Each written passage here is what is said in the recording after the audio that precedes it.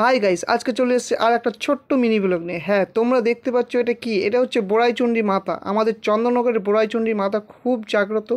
এখানে সবাই পুজো দিয়ে যায়। তাই আমিও চলে গেছিলাম আজকে পঞ্চমী, তাই একটু পুজো দিতে। আর তারপরে চলে এসেছিলাম কোথায়? তারপরে চলে এসেছিলাম সিঙ্গুরের ডাকাত কালীবাড়ি। তোমরা সবাই জানো এই ডাকাত কালীবাড়ির মহাত্ম্যটা কী আর ঠাকুরের মহিমা কী।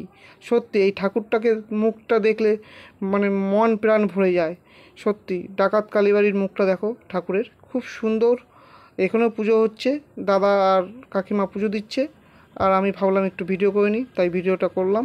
তারপরে চলে এসেছি রায়বাড়ির দুর্গাবাটি। হ্যাঁ, এটা হচ্ছে হরিপালে। এটা হচ্ছে দাদাদের বাড়ি, যাদের নিয়ে গেছিলাম আমি আজকে।